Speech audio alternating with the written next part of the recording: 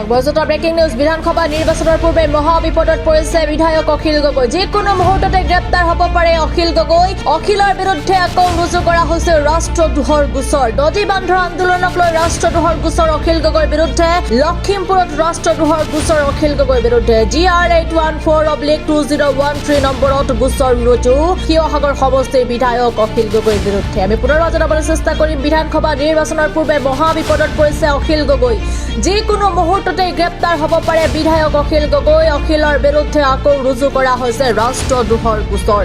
নদী বান্ধৰ আন্দোলনক লৈ ৰাষ্ট্ৰদ্ৰোহৰ গোচৰ অখিল গগৈৰ বিৰুদ্ধে লখিমপুৰত ৰাষ্ট্ৰদ্ৰোহৰ গোচৰ অখিলৰ বিৰুদ্ধে GR 814/2013 নম্বৰত ৰুজু কৰা হৈছে গোচৰ আৰু যিকোনো মুহূৰ্ততে গ্ৰেপ্তাৰ হ'ব পাৰে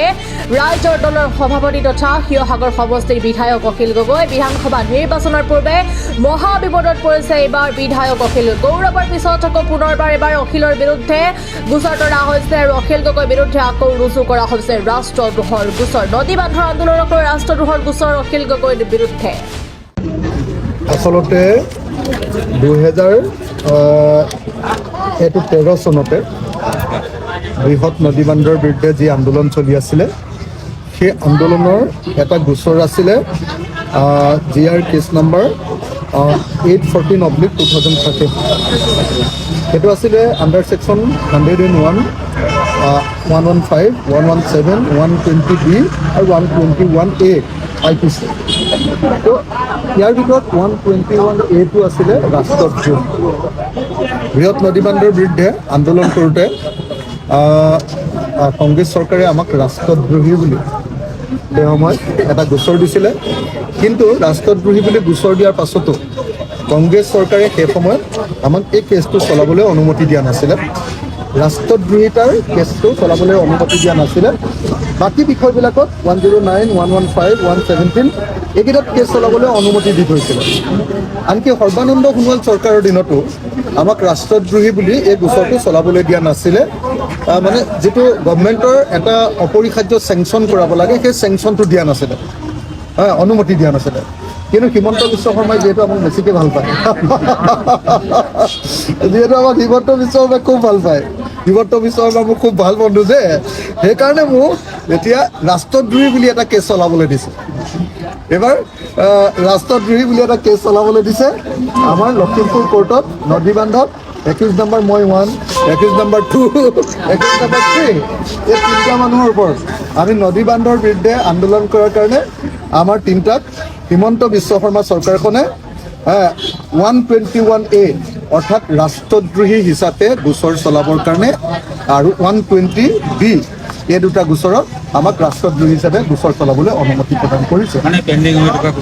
পেণ্ডিং হৈ থকা গোচৰটো যিটো ইয়াত আগৰ কোৰ্টে যে চৰকাৰে অনুমতি নিদিলে আমি চলাব নোৱাৰোঁ বুলি ক'লে হাইকোৰ্টলৈ আমি সেই কেছটো লৈ গ'লোঁ হাইকোৰ্টে ক'লে যে চৰকাৰে অনুমতি দিলে দিব পাৰে নিদিলে আমি কেছটো বন্ধ কৰিম বুলি ক'লে চৰকাৰে তাৎক্ষণিকভাৱে অখিল গগৈৰ বিৰুদ্ধে হিমন্ত বিশ্ব শৰ্মা চৰকাৰে ৰাষ্ট্ৰদ্ৰোহৰ এই গোচৰটো চলাবৰ কাৰণে অনুমতি প্ৰদান কৰিলে মোৰ বিৰুদ্ধে অসমৰ বিভিন্ন থানাত এনেকুৱা ৰাষ্ট্ৰদ্ৰোহৰ গোচৰ আছে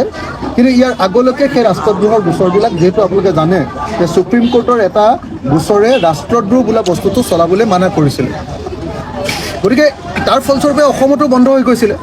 কিন্তু এতিয়া হিমন্ত বিশ্ব শৰ্মাই প্ৰথমবাৰৰ কাৰণে লখিমপুৰত মোক ৰাষ্ট্ৰদ্ৰোহৰ গোচৰটো আকৌ চলাবলৈ অনুমতি প্ৰদান কৰিছে সমান্তৰালকৈ এইকেইটা গোচৰ আপোনাৰ খালাচ হৈছে নেকি বাকীখিনি লখিমপুৰৰ গোচৰবিলাক চব খালাচ হৈ গ'লোঁ কাৰণ বাকীবিলাক ৰাষ্ট্ৰদ্ৰোহী নাছিলোঁ একেই নদী বান্ধৰ গোচৰ আছিলে এইবিলাকত ৰাষ্ট্ৰদ্ৰোহ লগোৱা নাছিলে এই 2013 চনৰ 814 নম্বৰ গোচৰটোত ৰাষ্ট্ৰদ্ৰোহ লগাইছিলে সেইটো আমাৰ নাইকিয়াই হৈ গৈছিলে মোটামুটি কিন্তু হিমন্ত বিশ্ব শৰ্মাই এইবাৰ যিহেতু হিমন্ত বিশ্ব শৰ্মাৰ বিৰুদ্ধে মই সদায় বিধানসভাত সক্ৰিয় ভূমিকা পালন কৰোঁ বিজেপি চৰকাৰক সদায় সমালোচনা কৰোঁ গতিকে মোক ৰাষ্ট্ৰদ্ৰোহী সজাবৰ কাৰণে হিমন্ত বিশ্ব শৰ্মাই এইবাৰ অনুমতি প্ৰদান কৰিছে এইটো চাগে হিমন্ত বিশ্ব শৰ্মাৰ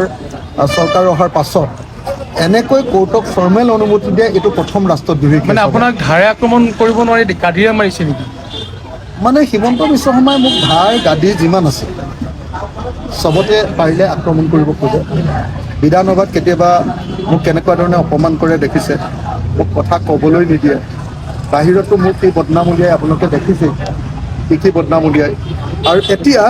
গোচৰবিলাকতো ফচাবৰ কাৰণে আপোনালোকে দেখিছে যে ৰাষ্ট্ৰদ্ৰোহৰ গোচৰ এতিয়া লগাই দিলে। আটাইতকৈ ডাঙৰ কথা, আটাইতকৈ যিটো ডাঙৰ কথা সেইটো হ'ল যে এটা গোচৰ NIA যিটো গোচৰ আছিলে মোৰ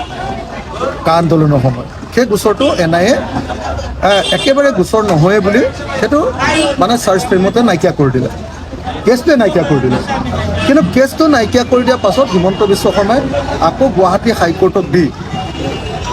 আকৌ লাগি যুঁজি মোৰ ওপৰত সেই গোচৰটো আকৌ সেইটো ৰাষ্ট্ৰদ্ৰোহৰ গোচৰো মোক লগাই থ'লে। এতিয়া দ্বিতীয়টো ৰাষ্ট্ৰদ্ৰোহৰ গোচৰ এইবাৰ লখিমপুৰত লগালে। গতিকে হিমন্ত বিশ্ব শৰ্মাই প্ৰত্যেকটো ক্ষেত্ৰতে প্ৰত্যেকটো কেছতে এনেকৈ ৰাষ্ট্ৰদ্ৰোহৰ গোচৰবিলাক মোৰ ওপৰত লগাই আছে। মই ৰাষ্ট্ৰদ্ৰোহী হিচাপে তেওঁলোকে মোক প্ৰতিপন্ন কৰিবলৈ চেষ্টা কৰি আছে, কিন্তু আমি যুঁজি যাম। দীঘলীয়া চোৱা সময়ত লখিমপুৰ মই যিমান দূৰ জানিছোঁ এতিয়া নামনি সোৱণশিৰি জলবিদ্যুৎ প্ৰকল্পই 2000 মেগাৱাট বিজুলী উৎপাদন কৰিব খুজি 500 মেগাৱাট আৰম্ভ কৰি দিছে। আৰু 2 মাহ সময় ৰওক, যদি আমি মে' মাহৰ ভিতৰত আমি বিৰোধী পক্ষৰ চৰকাৰ গঠন কৰিব পাৰোঁ, তেতিয়াহ'লে নামনি সোৱণশিৰি জলবিদ্যুৎ প্ৰকল্পটো আমি বন্ধ কৰিম। মই আকৌ কৈছোঁ, আপোনালোকক মই আকৌ কৈছোঁ, দোহাৰি দিছোঁ, কথাটো ভালকৈ শুনি লওক সকলোৱে। যদি এইবাৰ ৰাইজে আমাক চৰকাৰত জিকাই দিয়ে, এইবাৰ আমি যদি বিৰোধী ঐক্যমঞ্চই চৰকাৰ কৰিব পাৰোঁ, 2 মাহৰ পাছত যদি আমাৰ বা 2.5 মাহ বা 3 মাহৰ পাছত যদি আমাৰ বিৰোধী চৰকাৰ হয়, তেতিয়াহ'লে নামনি সোৱণশিৰি জলবিদ্যুৎ প্ৰকল্পটো NHPC এইটো আমি বন্ধ কৰি দিম।